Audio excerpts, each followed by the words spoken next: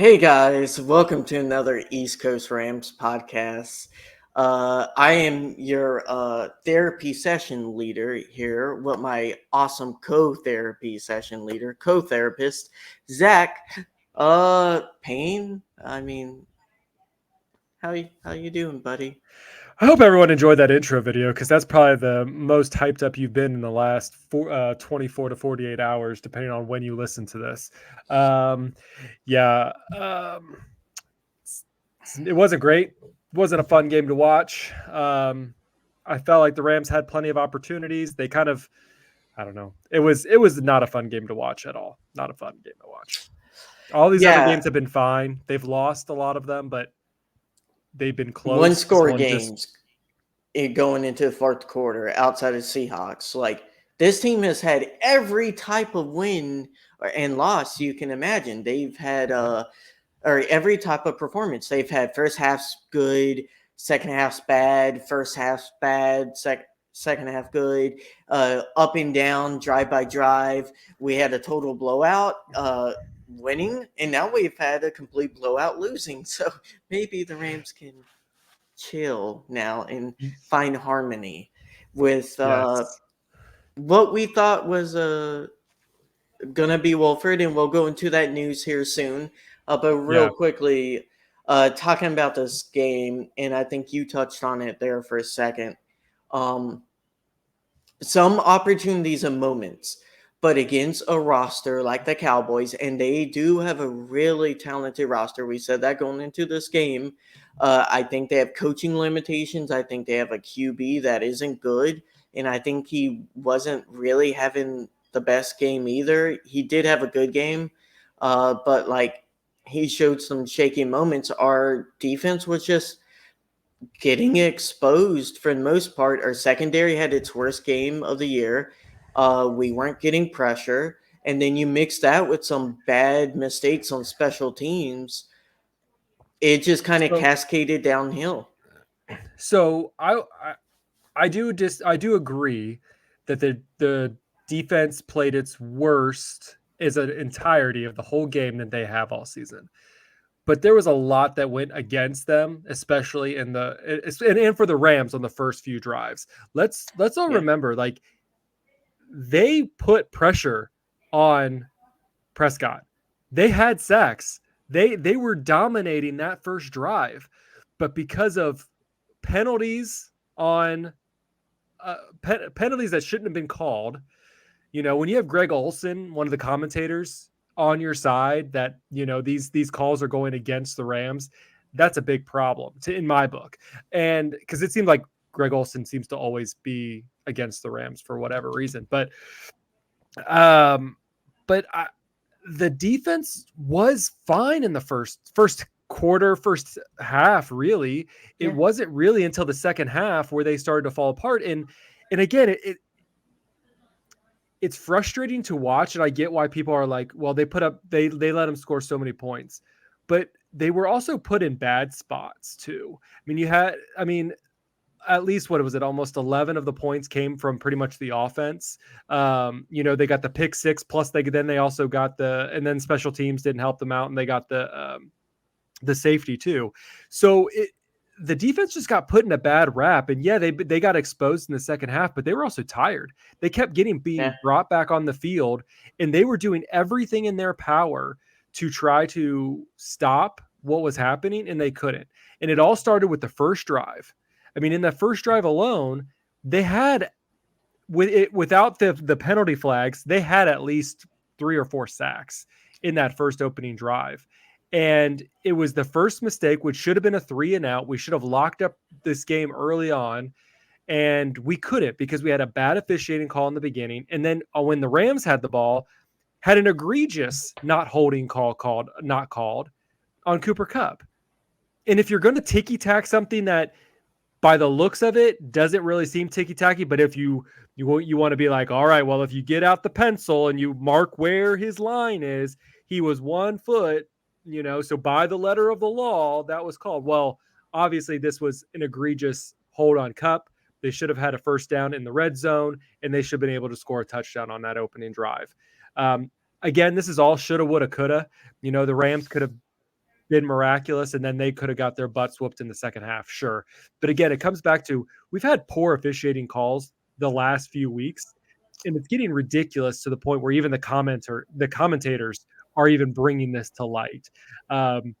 So I don't know. I would and I've put this on Twitter and people keep coming at me. I'm not putting this all on the defense. I really think that the offense has really struggled to find its identity, and it did it again in this week's game. Yes, they had some style points and things like that, sure, but those style points don't end to actual points when you come to the game. Yeah, I think the thing people need to take into context was this defense isn't supposed to be a top 5 defense. This defense is not meant to lock down. Like, we don't have the personnel money wise, structure wise. That's not what this defense was meant to do. And it is a very momentum based defense meant to be complementary to a really good offense, a top 10 offense. And I really do think this defense is good enough to win games. The offense has been the problem majority. Now, the defense has its bad moments, and I think that's going to come with young rookies. And that doesn't mean it's acceptable. Like, of course, we should want a better defense. They just don't have the money for it. They don't have the personnel. That's why they made their moves, cut the dead weight, so to say, just took their medicine for dead cap. And next year, I think you're going to see a more like top 10 defense that can actually help the team come back. And the team has never really, under McVay, been a really good team at doing comebacks, especially above double digits. They have been really bad under McVay doing comebacks. I can only think of really the playoff games in 21 against 49ers and Bengals as the only comebacks where we were down double digits. And I would count the Bills game where we should have won that game, and that shouldn't have been a holding. I think that was a holding call or pass interference in that game too. But you can't. I don't really think you can blame the refs. I understand bad refing. It, it It just took it the made a momentum out big of things. difference.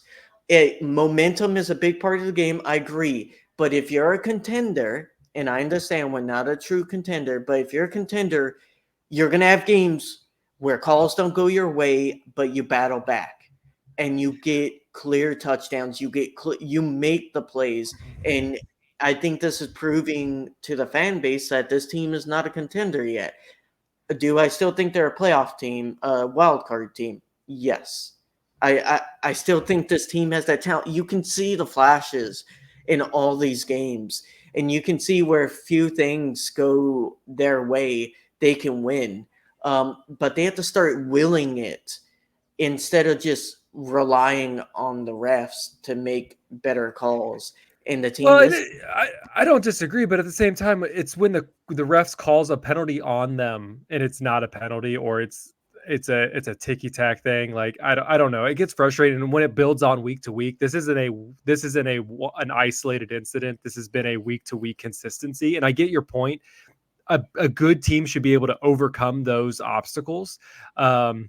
But it just felt like every time the Rams tried something, they would just get pushed back. And sometimes it was officiating, sometimes it was on their own. And mostly it's been on their own. I mean, their offense has been not they good, has shoot been giving up. themselves in the foot.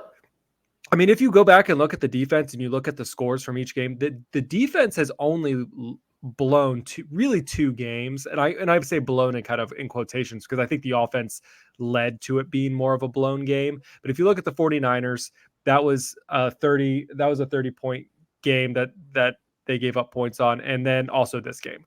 Other than those two, the Rams have been competitive in each one of these, and keeping teams under 25 points should have given the offense enough power to overcome that. I mean, with the roster we have, with Matthew Stafford, with Kyron Williams, even with the running backs we have now with Darrell Henderson and Freeman, like we should be better. Cooper Kupp, Puka Nacua, Tutu Atwell, like Matthew Stafford, like we have the talent, but we're just not able to get anything done. And we still have question marks on what is the actual problem, and we still saw that yesterday.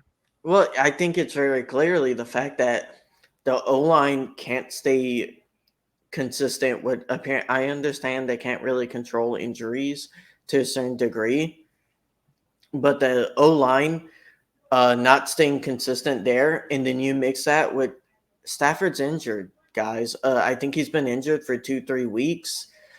This team is really bad about even talking about injuries, so I don't know whether to trust them on what they say or not. They're trying to get replacement QBs, which, I think me and you both agreed Brett Rippon was not our preferred choice for QB2. And he even lost a job to Bennett. And, I'm not going to talk about Bennett. I don't think that's our podcast stance to really talk about people uh, given like personal situations.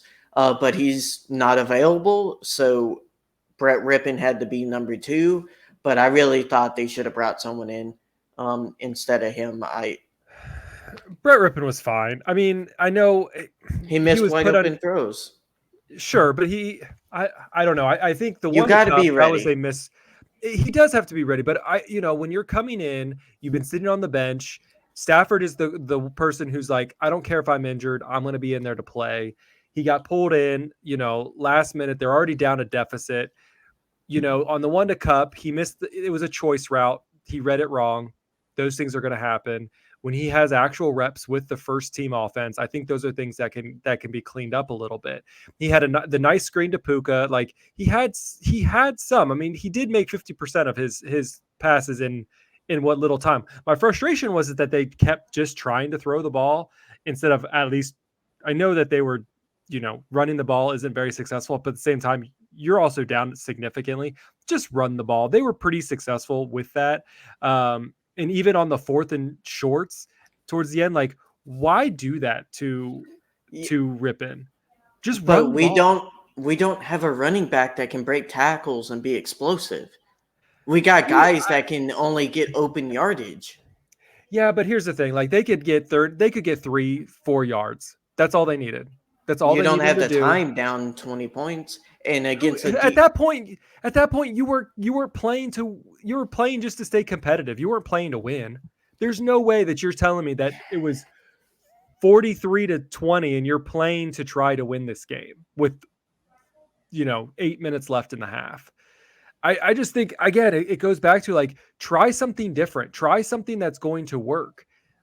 If you were gonna try, you could have burned timeouts, but you didn't burn timeouts either. So I don't know. It's just again, that game just again I don't think Ripon is the is the right choice. I think that we should look at other quarterbacks and bring in somebody else. We'll talk about that here soon, but um, I I still want to see what he would be like with a full set. Um, We are you never know. recording this after the update that it seems like Stafford will be day to day. My guesstimation, and of course I'm not a doctor, apparently he has like a strained finger muscle. It kind of sounds like if they're saying he's day to day, he's probably not going to play Sunday. Whether he should or shouldn't, I don't know. I'm not a doctor. But either way, I don't think he would be very accurate if he did, especially because it's on his throwing hand. So I don't know, It is guys. Matthew Stafford, though. I mean, it's Matthew Stafford. I mean, if he says he can play, he's going to play. Sean McVay's not going to tell him he can't play. He's already dealing with a shoulder injury. I, I, I, I'm not. I'm just telling you what's going to happen. I mean, if Matthew Stafford can play, he will play. Yeah, I That get is that. because And that is just who he is. That's not my opinion. I don't think he should. I think he should take the week off. Try it. Let's see what we can do. But again, Matthew Stafford is that kind of competitor. He is that kind of tough player who, if he thinks that this team can win with him, he will do his best to be out there. he would be better. Injured Stafford still is better than any free agent QB out there right now. I will stand by that. And this is a must-win game coming up. There's really, if we want a chance of a wild card spot, we can't drop the next 2 or 3 games. We have to win all 3. Yep. Or if we lose just one of them, the chances of us going to playoffs drop drastically. I mean, if you look at the standings right now, we're only 2 games behind the 49ers and Seattle. We're 2 games behind them, which I know it's a long shot. We did beat Seattle. Doesn't mean we couldn't beat Seattle again in 2 weeks at home. So there's a chance there. And then 49ers, we play them at the end of the year. We'll see how Purdy does by that point. He's on a 3-game losing streak. Doesn't look as Purdy as he did before, but I know it's almost like we said, he hasn't faced real teams for a while or real defenses. Yeah, and I mean he is out some weapons and things like that, but I don't think being out Deebo Samuel, I don't think being out one player, Deebo Samuel, who, I mean, he's a really good wide receiver, but I don't think he makes that team better. It's Christian McCaffrey makes that team the best team that it is. And then you have Ayuk, you have other weapons on that team. You have Kittle. Like, it's not an excuse, but this isn't a 49ers podcast. So the injury that I kind of want to talk to you real quick about the injury and when it got played. Like, a lot of people kept thinking it was when he slammed his hand into the helmet, but it actually came upon the 2-point conversion that they did get with the Tutu Atwell, the kind of the Wildcat, the toss to Puka, who tosses it to Tutu, who then does a short toss to Stafford, who does catch it and does get the touchdown. So why? I think they were trying something. And again, in all fairness to them, in the perfect world, that would have been a better catch and it would have been a walk-in TD, not a short catch and then try to like extend yourself as much as possible to get the touchdown or to get to 2 points. I understand the reasoning, but again, at the end, like, if he didn't get injured, no one would be complaining about what happened. But it's only because he got injured that we're complaining.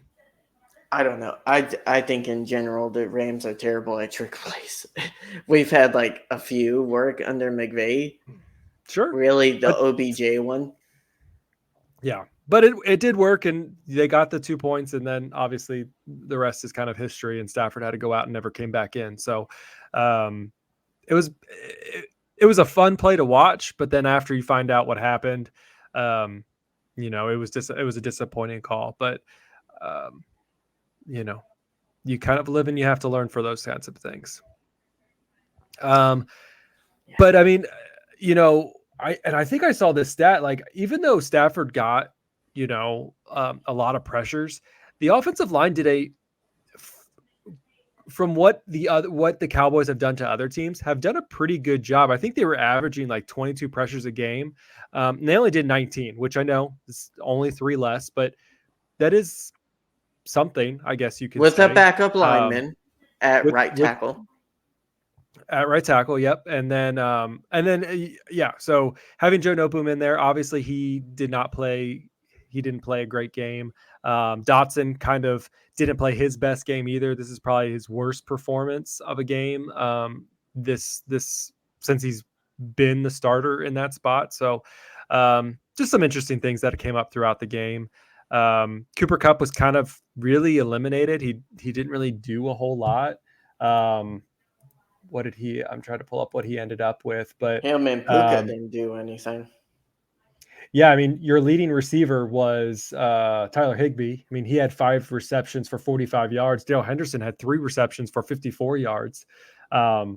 Puka just had 3.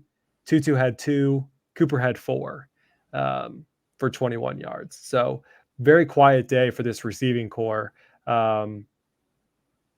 Stafford going out doesn't help.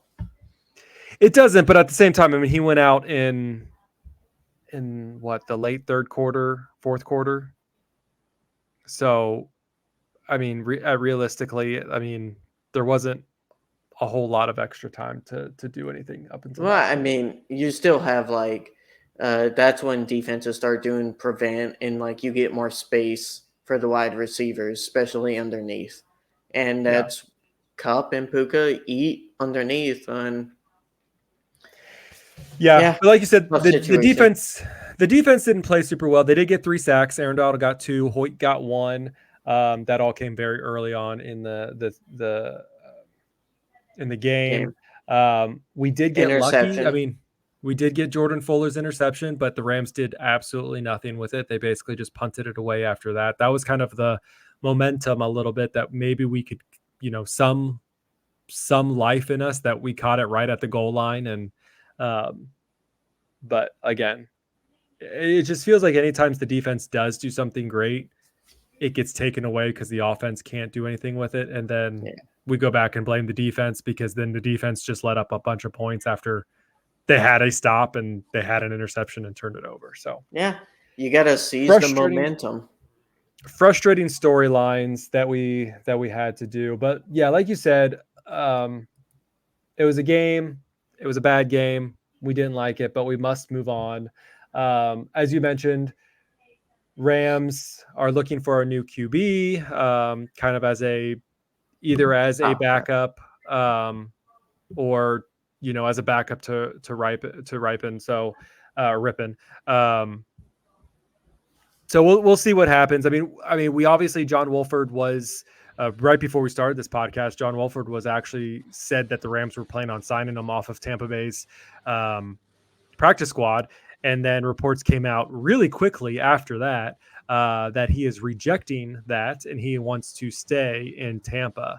What do you kind of make of that news? I mean, obviously there was a lot of mixed reactions on social media. People were wanting the Wolf of Wall Street back. A lot of fans did not. He didn't really perform well last year. I mean, we went through 4 quarterbacks. He was the first one that we decided to kind of drop after Stafford kind of went down last year. He struggled in decision making, reading coverages, and could never throw it down the field. So people stacked the box. We couldn't run, and then they stopped letting him do some of the ways he did checkdowns, stuff like that. It was tough with him under center. And yeah, you have more weapons than you did last year, but I don't know, man. I wasn't a fan of bringing him back. I think we gave him a chance, and he didn't seize it, and he declined to come back, and it is what it is. I think that's better for his career, honestly, because you would get 1 game here, maybe 2 if Stafford's injury is really bad or gets worse, and for what, like, to probably look really bad and not have a team re-sign you when you could stay on the practice squad and grow and potentially be the backup for Baker. I mean, we all know what this was. I mean, McVay, this is classic McVay and classic Rams offense. They get rid of a player, and then they are in need of that position again. So who do they look to first? They look to see if they can find anybody who knows the system, who knows Sean McVay's system. They did this. I mean, they do this every year. And we brought back Darrell Henderson.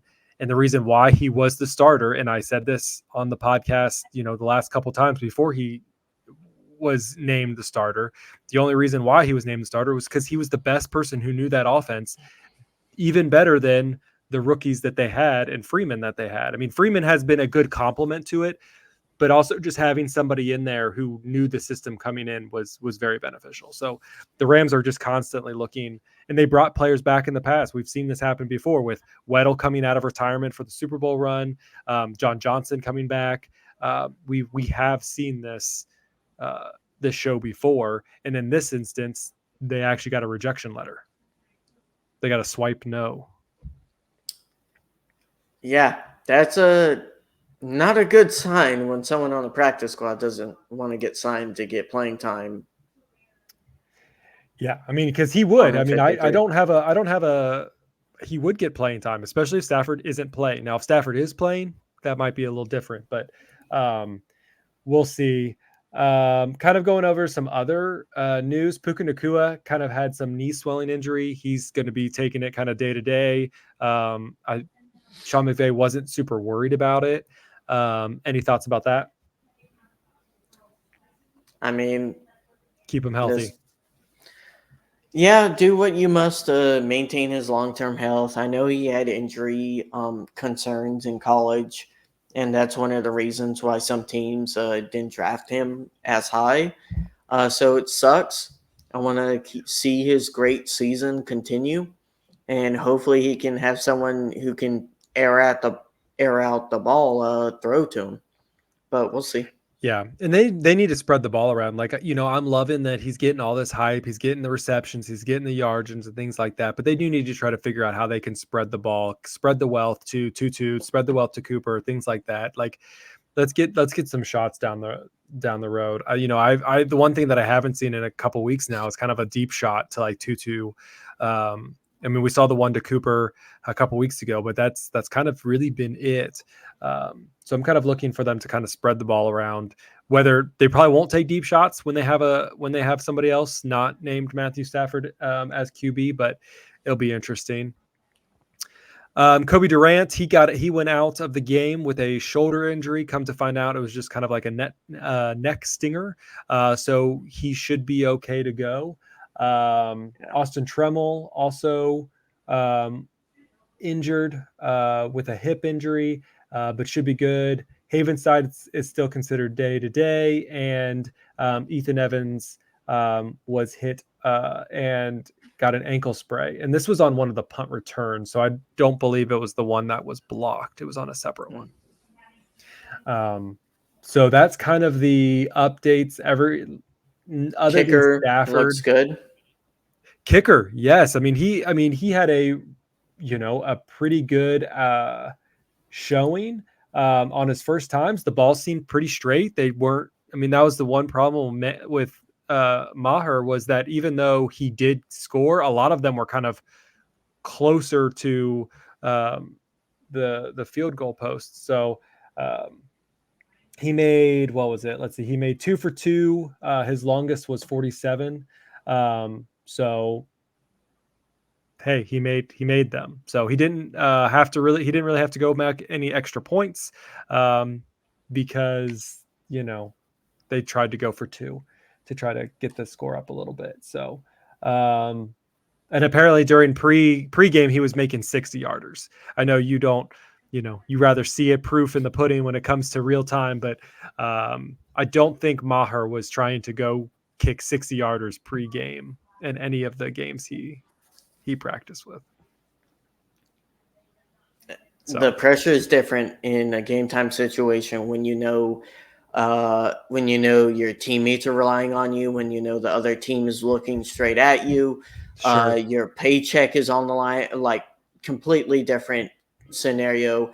And really, most kickers, and I think I would encourage people to see his interview after he got signed. And he said this, like, most kickers are very closely related when it comes to their ability to kick in the NFL. They're all physically gifted.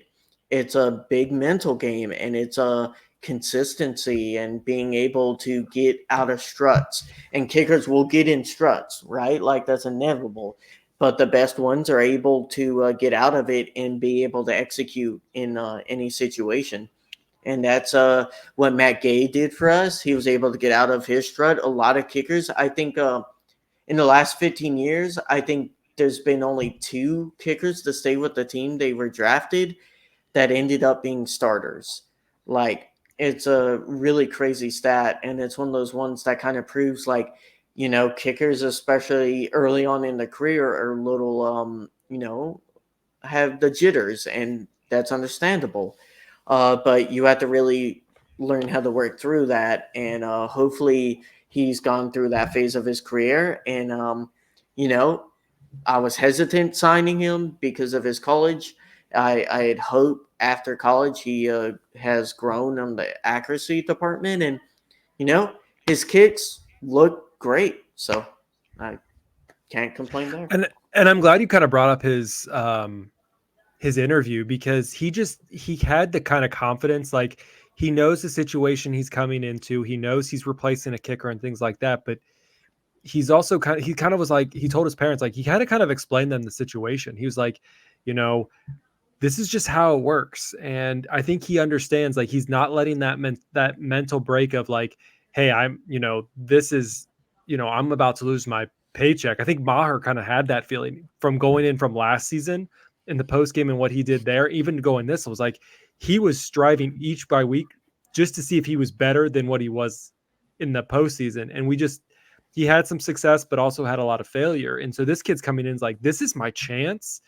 And he's not, it didn't seem to me like he's letting the pressure get to him as much as if like Maher, where he had that bad experience and then he came here and he wasn't having the greatest. He wasn't having the worst, but he wasn't also having the greatest experience as well. Yeah, he couldn't let go of those ghosts, and they were kind of haunting him. And he was just going wide left, wide right, like not able to really focus on the like mechanics. And I think our new kicker did a really good job explaining like why does what he does in the mental aspect. And it's not an easy job, not as easy as people think. It's a really hard job, especially mentally. And he did a great job. And you only get one or two chances in NFL. A lot of people don't get multiple chances. That's very rare. The NFL is a cutthroat business.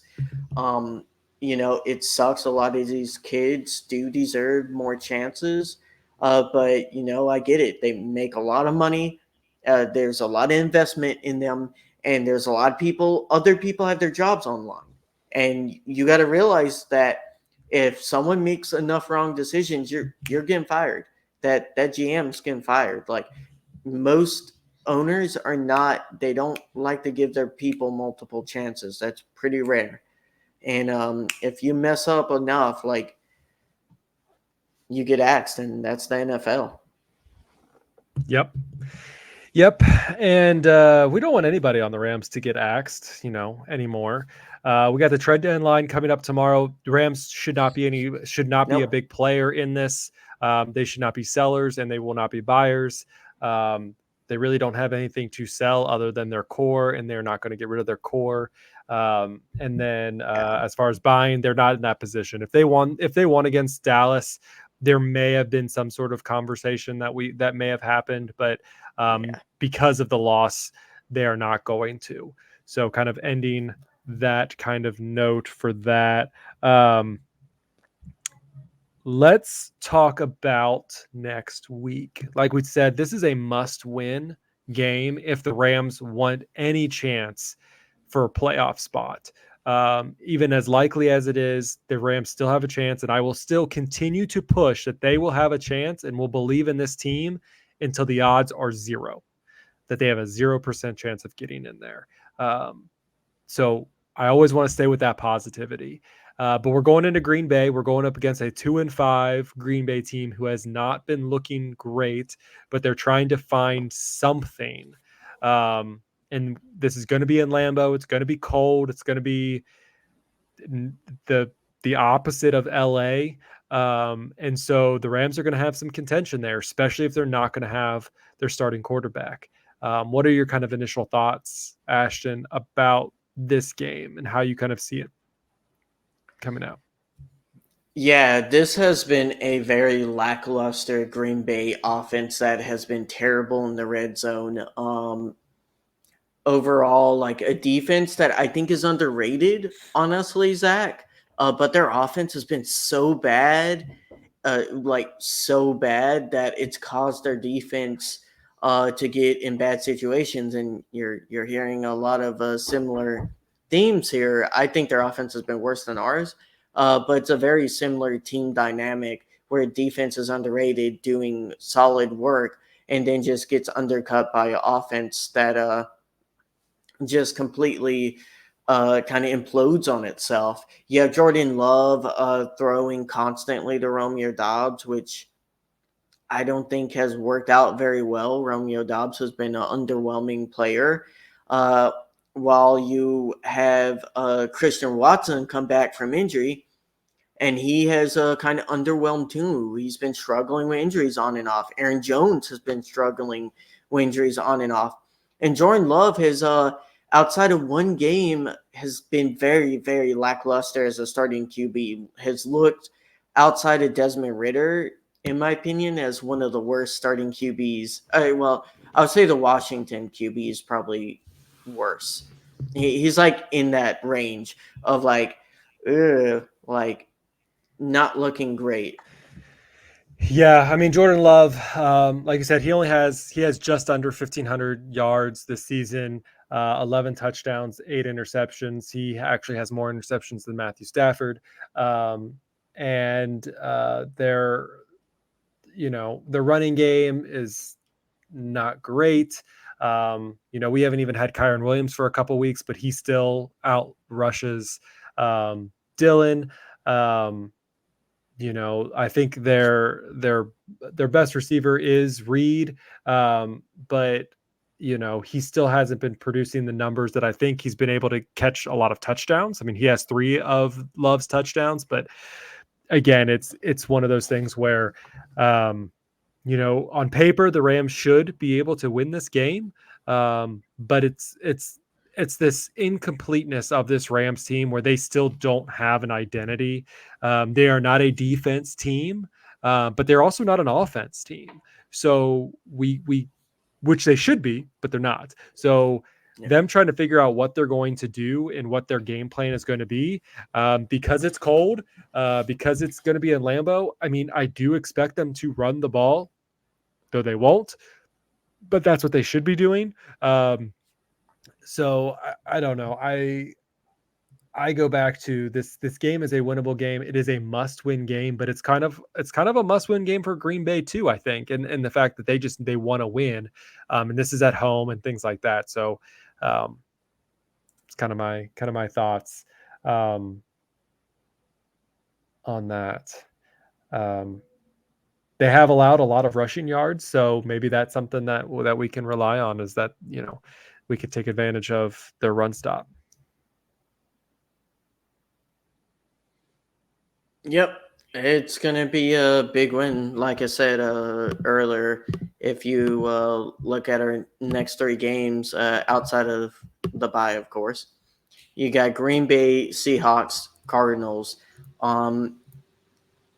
2 conference, or sorry, 3 conference games, 2 in division. I think that Seahawks game, Zach, is going to be whether or not this team realistically can make the playoffs as a wild card. I mean, That will be the game. they have to beat this. They have to beat Green Bay too. Like, I think this Yeah. is their must win. But then when they come back from their bye, then that's the next one. I mean, that's your home game. You really need to defend your home turf, because they haven't been able to do that this season except for once against the Cardinals. And granted, I mean, Seattle's a good team that can follow, but they haven't been dominating the stadium like the 49ers have, the Eagles, and then the Steelers. So I'm not super concerned that it'll be an outrageously overpowered fan base. But these are the 3 games that the Rams need to win in order to be true contenders. I mean, if you win this right now, you automatically go above 500. If you could try to win these 3 games, this could change the trajectory of your outcome for the season. Yeah, because you get the tiebreaker over Green Bay, and you effectively basically knock them out of at least winning their division at that kind of loss amount. And then you go to Seattle, you get the tiebreaker over them. So basically, you have to stay on pace with them for the rest of the year. So in theory, you could lose out to them if we lose more overall games, but it gives you greater chance of at least getting over them in the wild card. And then Arizona, I think, is you have to just beat a team that's clearly worse than you. Yeah, I mean, when you look at this kind of the next few weeks, we have what, 1, 2, 3, 4, 5, 6, 7, 8, 9 games left. I mean, realistically, you're looking at, you can only lose 3. And some of these have to be like, you can lose to Cleveland, you could lose to the Ravens. You can't lose against NFC teams. You have to be able, or you have to beat and you can be beaten by AFC teams. You have to beat NFC teams. Yeah. Like that's the way you're going to get into this game. So you have you have three more chances or three or more losses. If you can beat every other game and just have three more losses, this could be a contender for the playoffs. And I think Yeah. that's just the win we're looking for is, can we get one playoff game, and let's start on a positive note for next season. Yeah. And I think those three losses can only be the Ravens, the Browns, and 49ers at the end of the year. The Giants, you have to beat a team worse than you. The Saints are going to be in playoff contention, and the Commanders are going to be in playoff contention. So, like, again, you're going to be fighting for a wild card against those two teams, and you just have to be able to produce. And be like you said, we can only really lose to the Browns, Ravens, and 49ers. If we win and get kind of like if we can beat any of those teams, that would be nice. But you got to earn it and got to execute. And this team hasn't proven that it can outside of week one. No, it can't. And that has to change. And Sean McVay is going to have to change. I know he's a new dad. We forgot to say congrats, Sean McVay, on new babies. And, he looked at his Friday press conference like he hasn't had any sleep. I made the joke. I really think that they should start, leaving a day or two before away games so that he can maybe, catch a snooze the night before or the two nights before the game to kind of get him well rested for the play calling. But in all seriousness, congrats to him. Congrats on the new McVay. So we're really excited to welcome him into the Ramley. But yeah, these are the must-win games that we have. We need to have better play calling. We need to have the complementary football that we keep asking. And we're looking for one game that we have all four quarters of success. And so maybe this will happen against Green Bay, 2-5 team gets a 3-5 team. They are just now coming off a bye too, right? So that's the other problem that we're facing is that we keep facing teams that immediately come off a bye. Yeah. Yeah. So that's insane. We need a bye desperately. We need our team to rest. If we can get a win this week going into the bye, I think good things are to come.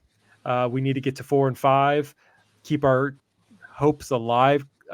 Just keep this Rams community alive. I feel like there's a lot of depressing things going around on X, and they're just ready to sell the team and move on to next year. But there's still some fight left in these guys. There's fight in, you have Cooper Kupp, you have Aaron Donald, you have Matthew Stafford, you have McVay. These guys don't want to lose. I truly don't believe that this team is a team that wants to lose. They want to find the ability to win, and they're going to do their best to find that. Mm-hmm. Yeah. Hopefully they do. Guys, just was checking, making sure there wasn't any more breaking news. I didn't see anything, Zach. So, yeah, a lot of stuff to talk about. Got turned down by Wolford. Going to be looking for a backup or a potential starter for next week if Stafford can't play. It should be a fun-filled week, Zach. It should be. And if you made it this far in the podcast, please subscribe to this podcast, whether you're doing it on Apple Music, whether you're doing this on Spotify, if you're doing this on YouTube, please, please, please subscribe to the podcast, smash that bell, make sure you stay up to date on every single video that comes out from us, whether it's audio or video. You can follow us on X at East Coast Rams. You can find us on Instagram, East Coast Rams Pod. You can find all of our other information at eastcoastrams.com. Send us an email, send us a DM. We've loved the Ramily that we keep on building. The interactions are just awesome. We got some more special guests, some giveaways to get planned once we hit some certain milestones on our YouTube channel. So please, please, please keep on liking and subscribing. You can find Ashton at Rampan Ashton 1. You can find me at Zach Mayer. Guys, as disappointed as it is to talk about a Rams loss, it's still so much fun just to be able to talk about Rams, get to talk to you guys, collaborate, deep breath, zone, meditate, we'll be yoga. If you want to do yoga while you listen to the podcast, feel free, man. This is do you. You do you. But yeah, I think that's going to wrap it up for this week's episode. If you guys want to chat, follow us on X. All right. We'll see you guys next week, hopefully after a Rams win. Let's get it. Whose house? Rams house.